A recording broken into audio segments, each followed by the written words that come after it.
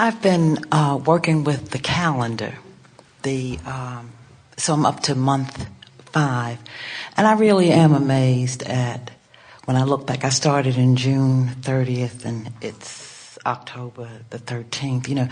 Doing intentioning. My question is, and I'm up to the part where I'm learning about relaxing instead of resisting. Relaxing into where you want to be and aligning your thoughts vibrationally. Is it the thinking of it that does it?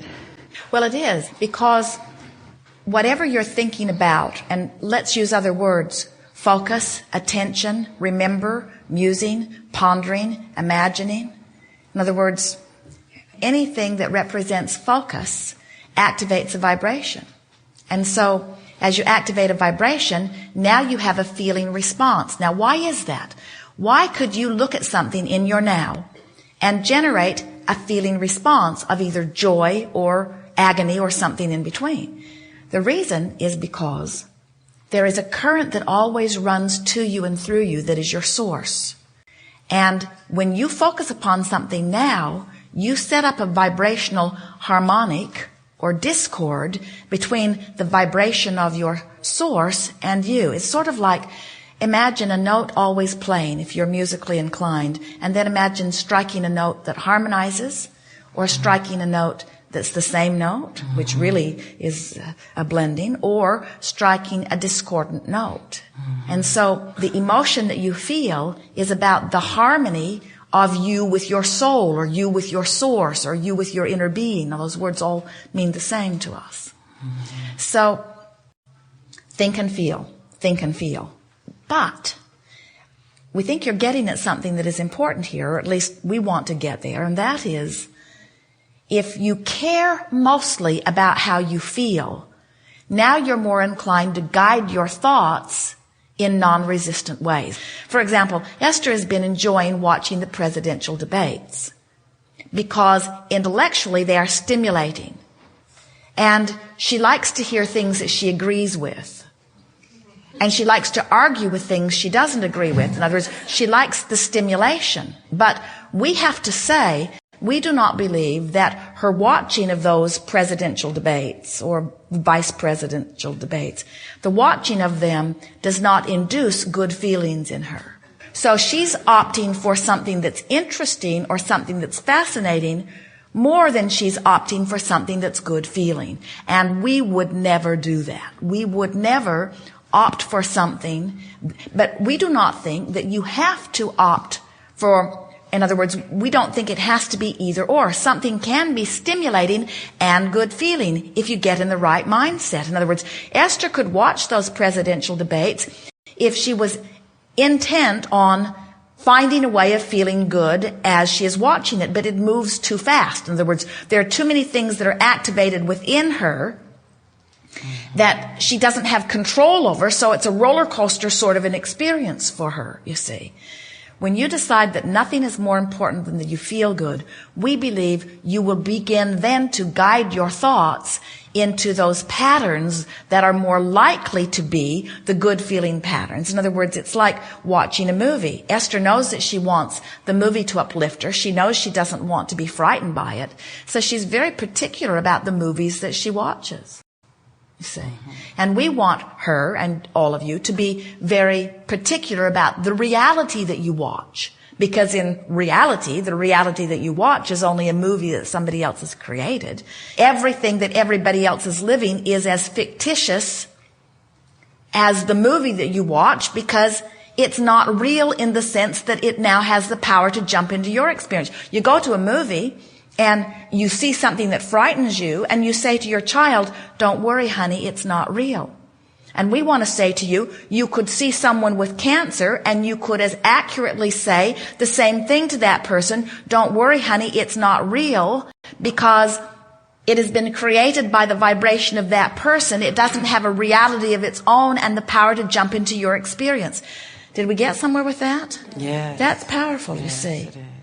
People will say, "Well, Abraham, it's real, it's truth, it's fact. Therefore, I should give my attention to it." And we say, "Did you hear what you just said? You said somebody else gave their attention to something that they did not want. did it long enough that they activated the vibration long enough that the activated vibration became a dominant vibration until they created it in their experience. And because they have done that, now I should do it too. And we say we wouldn't. Okay. I've been working with a physical condition, joint pain, arthritis, and I've listened to the tape on, well-being, and I've forgotten the name of the tape, but I listened to it a lot. I think I'm feeling better, and I keep hanging on to that there is absolutely nothing that I can't be, do, or have. That's true. But we're going to give you something here. This is the perfect example to take the opportunity right now to understand the difference between the action journey and the emotional journey. And here's what we mean. Let's say that your body's hurting in some way. Can you separate in your mind the physical sensation of discomfort and the emotional response to that? Here's what we mean. Could your hips be hurting amidst a hopeful vibration? And could your hips be hurting amidst a fearful vibration? Oh, hear this. So if your hips are hurting and you're hopeful, your vibration is such that you are allowing your body to change. But if your hips are hurting and you're dreading and fearful, now you're going in the other direction. That's why diseases always rampage right after diagnosis, because you always take an emotional dip after the diagnosis, unless the diagnosis comes with an immediate pill. In other words, oh yeah, you've got this, but this will solve it. Then you don't take this big dip. But if somebody gives you the label of something for which they have not found an effective cure, then your emotional journey dips the wrong way, and that's why the disease always gets fast traction at that point. So, my body hurts, but I'm hopeful. My body hurts, but I'm frightened. Feel it. In your hope, it doesn't hurt so much right away. In your hope, you can distract yourself. In your fear, the pain that was small becomes greater and greater and greater and greater and greater. Test it out. Show yourself with the next headache or the next backache or the next stomach ache or the next any kind of physical sensation. Take an emotional journey and show yourself the difference, you see. Have you ever had troubling thought come to you, which causes you to take an emotional journey of fear or panic or anger, only to find yourself flushed and sweating and you're taking off your coat and your body is responding to your emotional journey. It responds immediately. That's why you can watch a movie that's frightening even though there's nothing after you and your heart starts pounding because you've taken an emotional journey and now you're having a physical response to your emotional journey. We so much want you to understand that your bodies are the first in line to have a response to the emotional journey that you're taking, and yet almost nobody is willing to even acknowledge the emotional journey. Most physical humans say, oh, I'll take the emotional journey once the circumstances change, and we say too late. Or much harder, you see, much harder. Good. Okay. Thank you. Yes, indeed.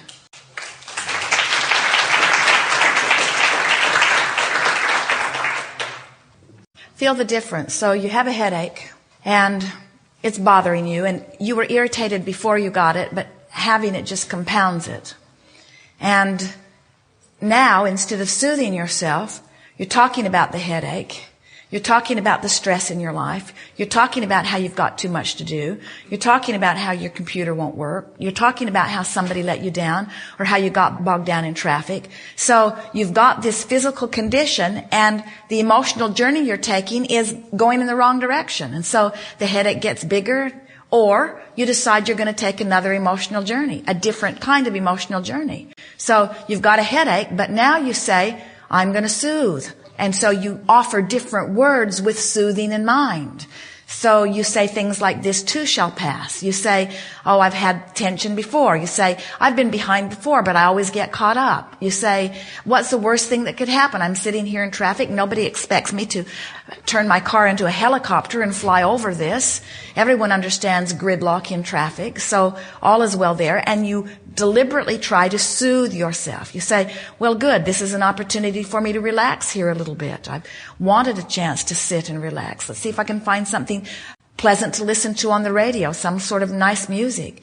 And as you deliberately take an emotional journey that feels better, the tension lifts off of you and your physical condition changes instantly. Yes. We want so much for you to make the association between your physical body and the emotion that is in your physical body. And we want you to see them as two separate entities for just a little while. And when you make the emotion the separate journey that it is, everything else in your experience will align to the well-being that you are seeking. As you point out these very logical things that a lot of people would agree with you about, the only question that we want to ask you is, do these thoughts make you feel better or worse? And what we notice is that as you talk about things that need to change over which you have no control, you always feel worse. So when you try to make yourself feel better, when that's the only thing that matters right here and now, when you get really off the subject of how to get the money and on the subject about how to feel better about the money you've got, now you're doing that thing where you change the way you feel here rather than needing to get over there before you change the way you feel. So you stand here and you try to soothe yourself. And you soothe yourself in any way you can by saying things that just feel better to you, not to anybody else, to you. So you might say something like, hopefully it will get better. And maybe that changes nothing about the way you feel. So you keep trying because after all, you want to feel better now. So you say something like, well, I guess we've all pretty much done the best we could do from where we were standing. Now, that might soothe you a little bit.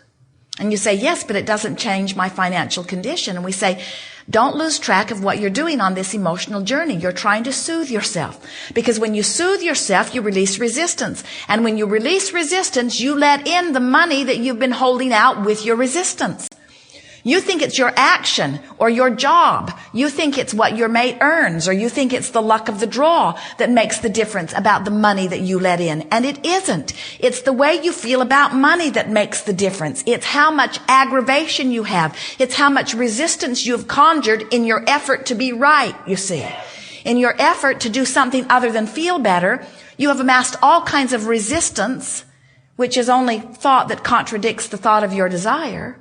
And that's what holds the money away from you. We promise you that more money than you could spend in this physical lifetime is in vibrational escrow waiting for you to let it in. A steady stream of money is lined up for you. You've got to soften the resistance, which is the only thing that's keeping it out. You don't feel in competition about health. You don't feel in competition about clarity. You never say, I think I'll be sick for the next 10 years to allow people who've been sick the wellness. You don't say, oh, my mother's so confused. I think I'll give up my clarity so that she can be more clear. Because you know that there's no association. And it's true of all of the resources of the universe. You're not in competition with anyone, you see. So as you work to feel better, you will shift your vibration. And as you do that, your resistance will leave. And relief will be the indication that it is leaving. And then the next indication is that manifestations that are more pleasing will come through the crack that you have opened. The crack of least resistance. Good. We're eager to talk with you about anything that is important to you. Nothing is off limits. You will notice a nice unfolding. We want to show you how to soothe yourself into allowing whatever you want to come. We're going to show you the key to deliberate creating. And we think some of you will be surprised because it is so much easier than you have thought. It is possible with 5 or 10 minutes of effort to change the vibration dramatically on any subject that you are living. And with that slight shift in vibration, results will be obvious and immediate. And once you get the hang of it, you're going to become creative fiends. You're going to become self-soothers. You're going to become the uplifter that you were born to be. You're going to be the holder of your own vibration. You're going to be the emotional being that you are non-physically and naturally.